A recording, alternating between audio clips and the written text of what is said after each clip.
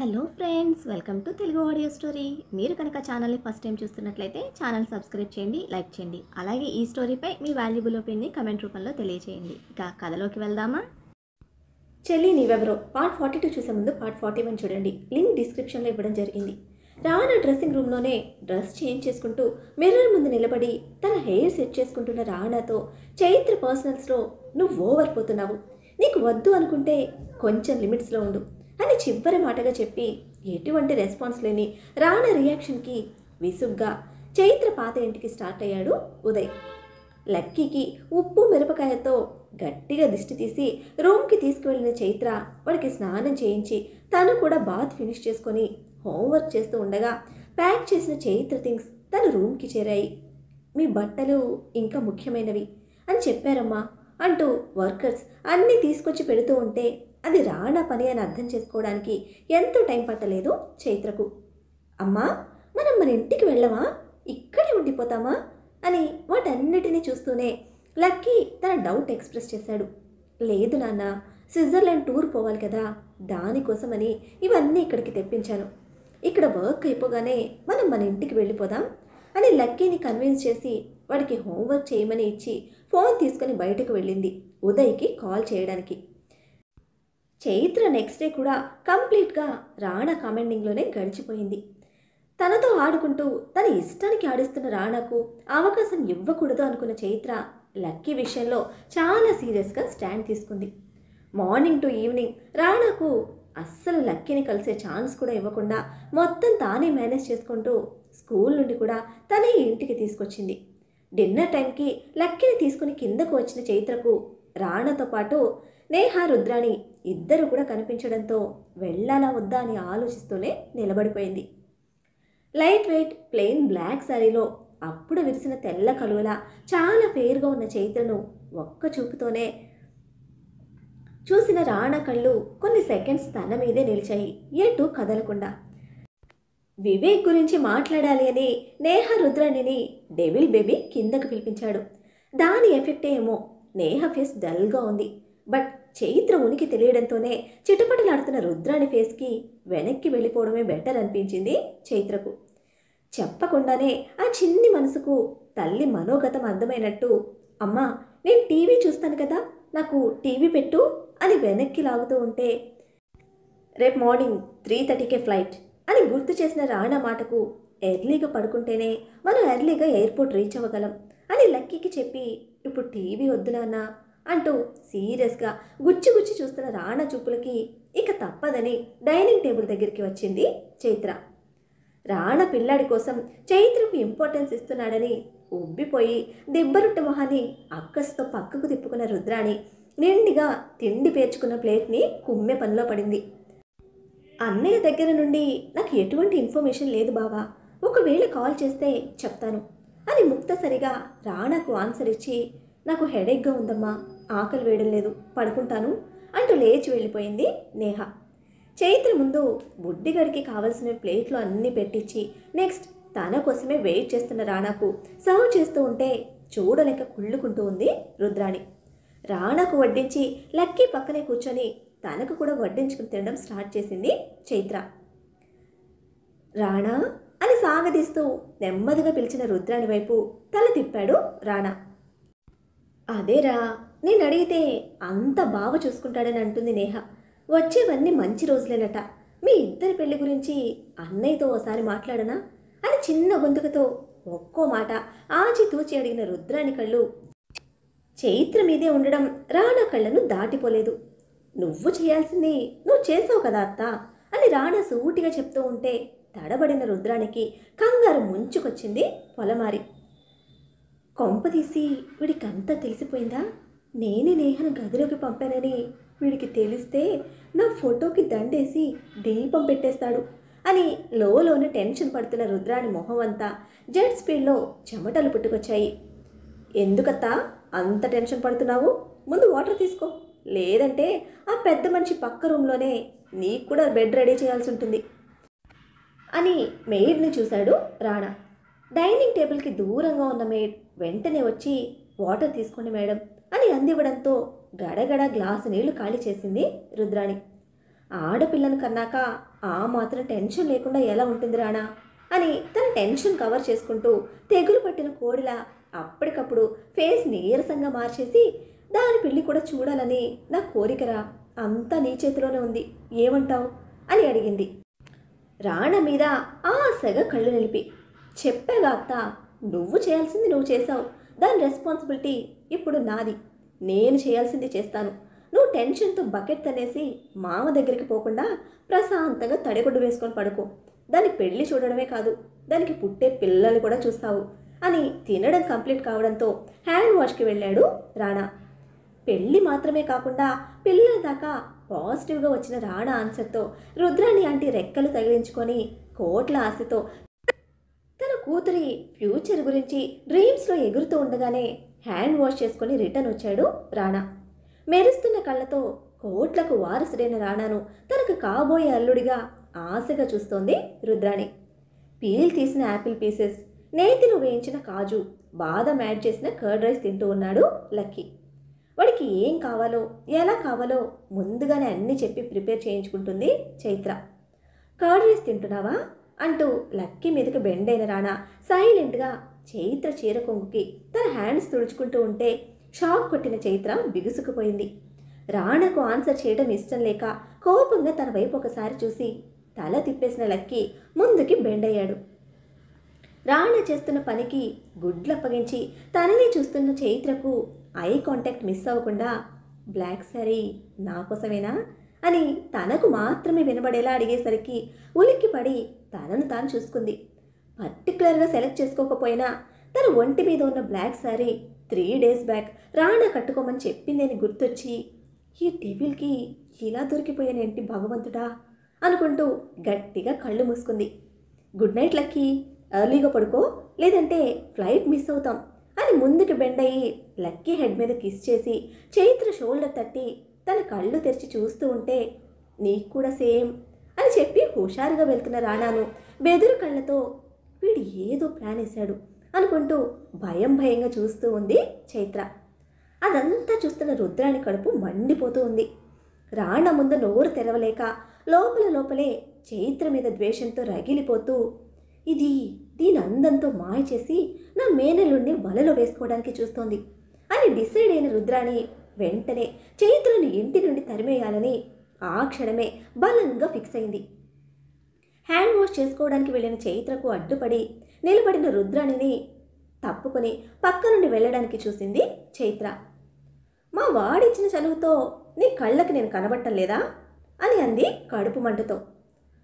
ఆవిడ మాటల్లోని అంతరార్థం బోధపడుతూ ఉంటే వెనక్కి తిరిగిన చైత్ర, మీ స్టేటస్కి ఎదురు రావటం కరెక్ట్ కాదని పక్కకు తప్పుకున్నాను మేడం అని ప్రశాంతంగా ఆన్సర్ ఇచ్చింది. మా స్టేటస్కి ఎదురు రావడానికి అర్హత లేని దానివని తెలిసే మా వాడి పక్కలోకి రప్పించుకోవడానికి తహతహలాడుతున్నావా అంటూ మొహం అంతా చించుకొని అడుగుతూ ఉంటే ఒక్కసారిగా చైత్ర మొహం పాలిపోయింది. నెత్తుటి చుక్కలేని ముఖంతో రుద్రాణిని చూస్తున్న చైత్ర కళ్ళల్లో నీళ్ల సుడులు తిరుగుతూ ఉన్నాయి. ఆవిడలా అనుకోవడానికి, ఇప్పుడు తనని నిలదీయడానికి కారణం రాణా. ఎంజాయ్ చేసి తప్పించుకున్నవాడు ఇష్టం లేదని చెప్పేస్తే అయిపోతుంది. మధ్యలో నన్ను ఇరికించి ఈవిడ కళ్ళు నా మీద పడేలా చేశాడు అని ఆవిడ కళ్ళ ముందే రాణా చేసిన పనికి డెవిల్ బాబును తిట్టుకుంటూనే, అటువంటి అవసరం నాకు లేదు మేడం, నాకుగా నేను ఇక్కడికి వచ్చి ఉండడం లేదు. నిజాలు నిరూపణ అవగానే నా దారిని నేను వెళ్ళిపోతాను. నేను అడుగుతూ ఉంటే మీ మేనలుడే దాని గురించి అస్సలు పట్టించుకోవడం లేదు. మీరైనా ఫాస్ట్గా ఆ ప్రాసెస్ కంప్లీట్ చేపిస్తే నేను త్వరగా ఇక్కడ నుండి వెళ్ళిపోతాను అని కనుపాప గట్టు దాటుతున్న కన్నీళ్లను కంట్రోల్ చేస్తూ నిక్కచ్చిగా చెప్పింది చైత్ర. నువ్వు పైకిలా మాట్లాడుతూ ఉన్నా లోపల నీ చెత్త బుద్ధి ఏంటో నాకు తెలుసు. నా మేనల్లుణ్ణి నీ పక్కలకు లాక్కోవాలనే కదా వాడితో పాటు స్విట్జర్లాండ్ కూడా పోతున్నావు. అవ్వా ఆడపిల్లవన్న ఆలోచన కూడా లేదు. సిగ్గు శరం లేకుండా చెట్టపట్టలేసుకొని నా మేనల్లుడితో తిరిగి రావడానికి తయారయ్యావు. అంతేలే, పెళ్ళి కాకుండానే ఒక బిడ్డకి తల్లైన నీకు నీతి జాతి ఏది ఉండదు. నీ బజార్ బుద్ధితో స్విట్జర్లాండ్ వెళ్ళాక ఏదైనా పిచ్చి వేషాలు వేసి వాడికి దగ్గర అవ్వాలని చూసావా, నీ ప్రాణం తీస్తాను అని భద్రకాళిలా తన కడుపు మంట మొత్తం చైత్ర మీద కక్కేసింది రుద్రాణి. అంత నీచంగా రుద్రాణి అన్న మాటలతో చలనం మరిచి శిలలా నిలబడిపోయిన చైత్ర చీర పట్టుకొని లాగుతూ ఉంటే తరలించి చూస్తే చైత్ర కాళ్ళ దగ్గర లక్కీ. తల దించి చూసిన చైత్ర కళ్ళల్లో నిండుకున్న కన్నీళ్లు లక్కీ ఫేస్ మీద పడడంతో ఏమైందమ్మా, ఎందుకు క్రై చేస్తున్నావు అంటూ చైత్ర కాళ్ళు పట్టుకొని ఊపేస్తూ ఉన్నాడు. డస్ట్ పడింది అని అంటూ వెంటనే కళ్ళు తుడుచుకొని లక్కీని ఎత్తుకుంది. నువ్వు అబద్ధం చెప్తున్నావు, ఆ గోల్డెన్ బ్యూటీ నేను ఏదో అంది అని కోపంగా, నన్ను వదులు, నేను గోల్డెన్ ఆంటీకి లెసన్ చెప్తాను అంటూ అరుస్తూ గొడవ చేస్తున్న లక్కీతో ఫాస్ట్గా రూమ్లోకి వచ్చేసింది చైత్ర. వాడు అస్సలు ఆగితేగా చైత్ర చేతుల నుండి విడిపించుకోవడానికి చాలా ట్రై చేస్తూ ఉన్నాడు. వాడిని కష్టంగా రూమ్కి తీసుకువచ్చి డోర్స్ క్లోజ్ చేసిన చైత్రను కోపంగా చూస్తూ ఉన్నాడు లక్కీ. ఇక్కడ నేను వర్క్ చేస్తున్నాను లక్కీ, వాళ్ళకి నచ్చకపోతే ఒక మాట అంటారు అనే రైట్ వాళ్ళకు ఉంది, దానికి అమ్మ వెంటనే ఎమోషనల్ అయిపోతుంది అని చెప్తూ లక్కీ ముందు నీల్ డౌన్ అయిన చైత్ర వాడి చిన్ని చిన్ని చేతులని తన చేతుల్లోకి తీసుకొని, అప్పుడు నువ్వు అమ్మకి సపోర్ట్గా ఉండి be brave, be strong, do well అని మోటివేట్ చేయాలే కానీ అందరితో గొడవకు పోకూడదు అని చిరు కోపంతో చెప్తూ ఉంటే, ఎప్పుడు ఇలానే చెప్తావు అంటూ ఉడకబెట్టిన బంగాళదుంపలా మారిపోయిన ఫేస్ పక్కకు తిప్పేశాడు లక్కీ. ప్రతి విషయాన్ని మనసుకు తీసుకొని గొడవలు పడుతూ పోతే ఇక మనకంటూ ఒక క్యారెక్టర్ ఉండదు నాన్న. నీ బిహేవియర్ని బట్టే అమ్మ క్యారెక్టర్ని జడ్జ్ చేస్తారు.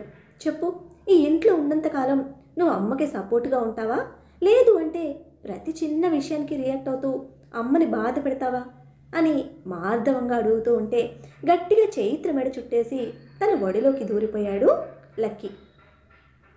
అప్పటి వరకు కోపంగా బింకంగా ఉన్న చిన్ని మనసుకి ఇక చైత్ర అలా అడిగేసరికి నిలవలేకపోయాడు. నువ్వు వేడిస్తే నాకు కోపం వస్తుంది మా, ఎందుకు వాళ్ళందరూ నిన్నే అంటారు, ఎందుకు నువ్వు ఇక్కడ వర్క్ చేయాలి, ఈ జాబ్ వద్దు, మనం వెళ్ళిపోదాం అని ఏడుస్తూ చైత్రను అడుగుతున్న లక్కీని ఓదారుస్తూ గుండెకి హత్తుకొని బెడ్ మీదకి తీసుకువెళ్ళింది చైత్ర.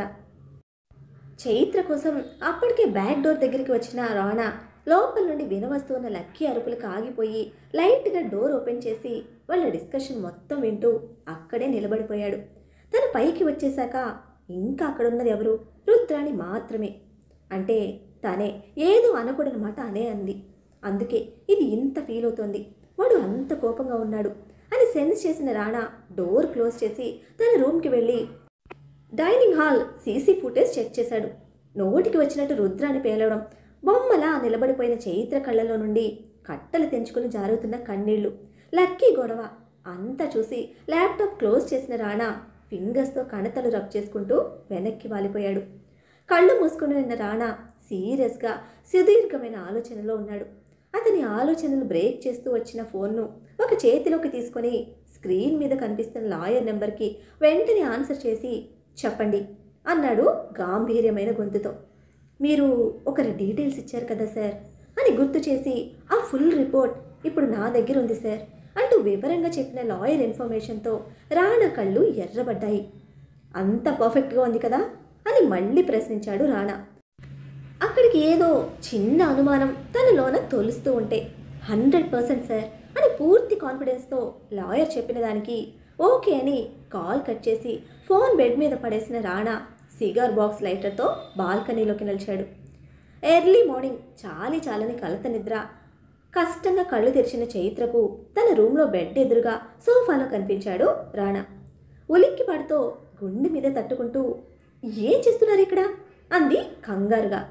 ఫింగర్స్ లాక్ చేసిన చేతులు లెగ్స్ మీద నిలిపి అప్పటి వరకు నిద్రపోతున్న వాళ్లనే చూస్తూ కూర్చున్న రాణా, అరవకు, బాబు లేస్తాడు అంటూ లేచి నెమ్మది అడుగులతో బెడ్ దగ్గరికి వచ్చాడు.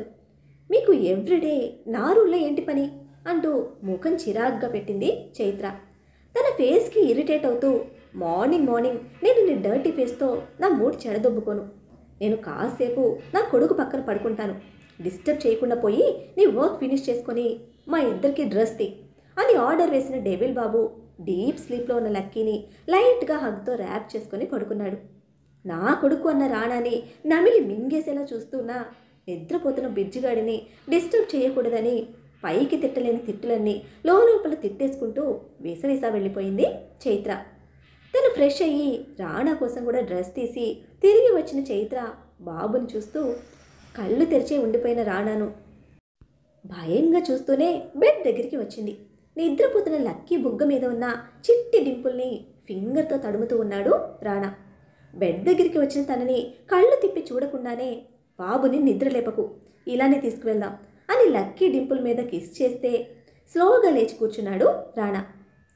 ఆన్సర్ ఇవ్వకుండా హెడ్ బోర్డ్ పట్టుకుని నిలబడిన చైత్ర రాణా కళ్ళలో ఫీలింగ్ని క్లోజ్గా అబ్జర్వ్ చేస్తూ ఉంది. అన్నిటికీ దులుపుకుపోవడం నీకు అలవాటా అంటూ బెడ్ దిగుతున్న రాణాను క్వశ్చన్ మార్క్ ఫేస్తో చూసింది చైత్ర. శనగపిండి కలర్ శారీలో సింపుల్గా రిచ్ లుక్తో ఉన్న తనని చూస్తూ ముందుకు వచ్చి నిలబడ్డాడు రాణా.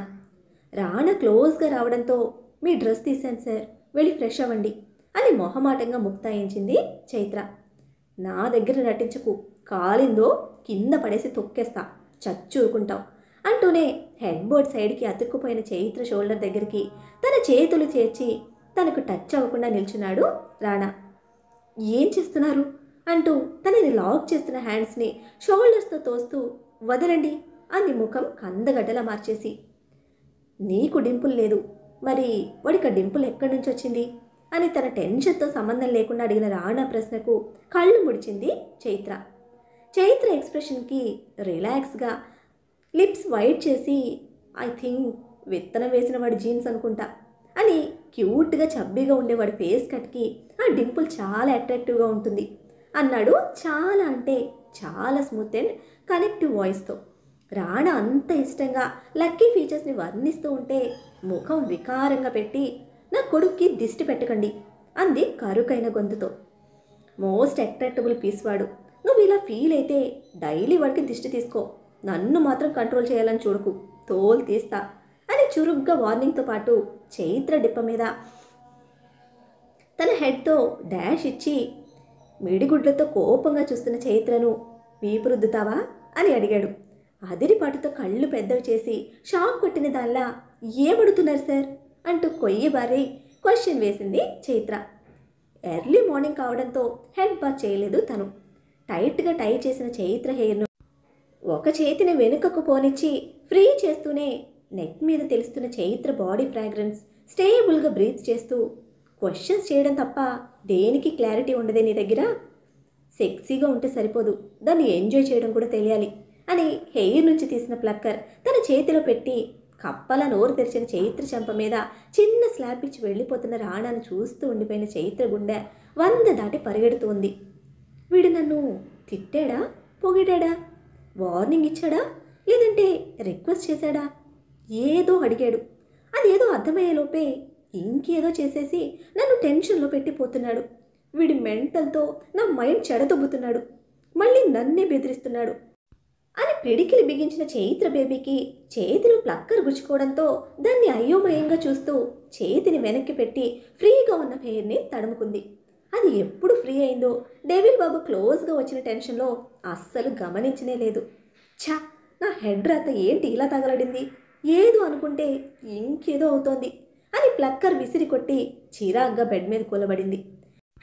పాపం మరి రాణాబాబు విషయంలో చైత్ర పాప ఏమనుకుందో. ఇప్పుడు పాపను బాబు వదులుతాడా, లేక వీపు రుద్దించుకోవడానికి బాత్రూమ్కి లాక్కుపోతాడా?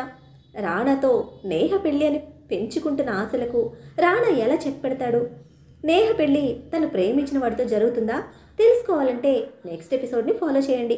అలానే ఈ ఎపిసోడ్ని లైక్ చేయడం మాత్రం మర్చిపోకండి. Bye friends.